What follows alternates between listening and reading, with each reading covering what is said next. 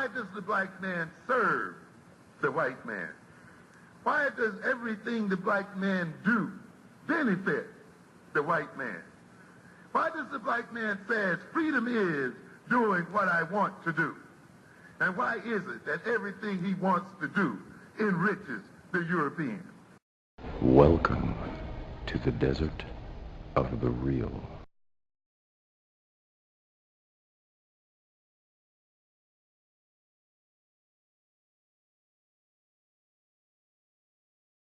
What's your name? Where you calling from?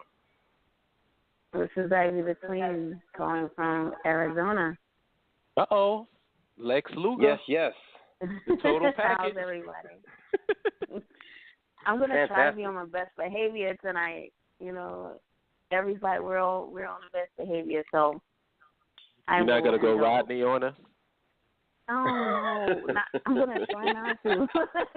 It depends. If the spirit moves me, I just might. I don't know. I just go might. For it. But, go for it. It's salute to everyone who's still working to put this together. And I know I'm one of the absentee people, but, you know, obviously I'm on a mission to stop working this year and hopefully retire in a sense to where I'm not working a 9 to 5 and I'm working from anywhere. So if anyone wants information about that, get at me. But anyway, so that, you know, in a sense explains my absence, but I still want to leave. I still see the stuff that's going on, and I still want to get out of here. I made a statement the other day. I said, look, we're going to just let me know whenever we get this together because I will meet everybody there because I don't think I'm going to be here within the next 2 to 3 years. I think I'm leaving I want to leave within the next year, leave this country, and I'll meet everybody else there because I can't take it anymore. Gotta go. Sis, I'm glad you touched on that because this is something that we haven't spoken about either. There are lots of transitional places on the continent that you can go to. Let's say if you go individually instead of going as a part of an enclave until that enclave gets established. Because I know South Africa is one of them. I know a lot of people from South Africa, you know, that went to South Africa and established something. There was a brother who went and he built up like a apartment complex. I think it cost him like $12,000. Wow, really? Yeah, and he got funding from the government to help renovate it and everything, and now he's caking out over there. Only cost him initially $12,000. That's what most people pay for a down payment for a house. Yes. You know? So there are places you can go to. I mean, you have to do, and I think that's why I say another reason why you should join the BAIO, because we have brothers and sisters on the continent that's a part of the group. You know? They can help you. Right. Mm-hmm. We got brothers in Nigeria. We got brothers and sisters in Namibia. Like, name an African country, and we got somebody in the BAIO from there. The reason why we don't have the trust and we are being betrayed by our own is because we don't have. It's purely for economics. I can promise you that.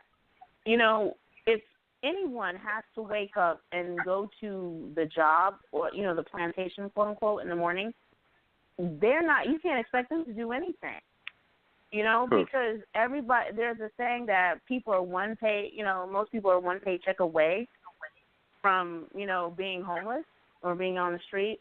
So I can promise you that it's for financial reasons. And I really think that if we had somewhere to go, then things would be different. I can tell you that other ethnic groups in this country, they don't get anywhere near the level of disrespect we do because they have somewhere to go, and they know that. And you know, with us, they know they can, you know, tempt the hell out of us. They can treat us, kill us, treat us anyway. And why? Because we're going to be right here. We're like the loyal hound dogs. We're not leaving. We're going right here. But I think, Holip, you mentioned the analogy some time ago about a woman being in an abusive relationship. The man knows he can smack her up, buy her some flowers, some roses the next day, a few gifts, get some ice for her eyes, and then everything will be all good soon. She'll forgive him and stay if he says he's sorry enough. Mm-hmm. And that's the same relationship with white America and black America, or this system. We'll continue to let them kill us, beat us, control us financially, as long as they say they're sorry, as long as they slap Harriet Tubman on the back of the on the $20 bill with Andrew Jackson on the back. That makes a whole lot of sense to me. That's another story. But they give us little things to pacify us, to keep us here. And I don't mean us, not us on this phone, but I'm just saying black people in general, because we already know the deal. So, but they give black people so many things to pacify them, to keep them here, and to make them comfortable. So if I can come home to, I'm making a little bit of money on my job, and I'm living okay, and I'm driving good, and I'm eating good, they're like, why am I going to leave and go somewhere? And a lot of them don't have that accurate depiction of what's really in Africa and on the mother continent. They really don't have that depiction. So I think they literally think that we be living in huts, and like you mentioned earlier, with the survival gear on, like it's, like we're going to be living off the land. They don't know that, they're cities, and they have, really developed cities there, to high-rise buildings, mansions, but I guess that's the ignorance of people, because you can easily find out that information. But yeah, you're not going to find a level of cooperation until we actually get something going on, and also until we have some sort of economic stability to where we don't have to depend on, corporate America or whomever, for a job or to survive, I should say. Yeah. And I think that the one of the things that we have to do is be brutally honest with our people and let them know that this is a process.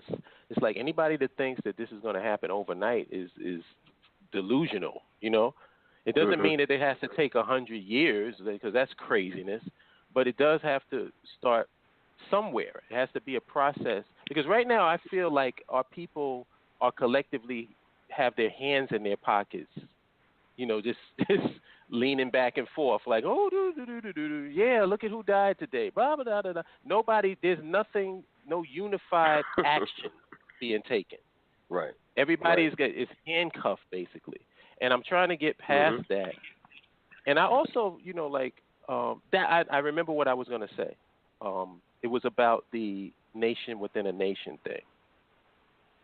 And because whenever people don't understand something, just as a writer, I always feel like it's my fault. So I always try to find a way to explain it in a way that they can understand. Let's say you have two armies that's getting ready to fight, right?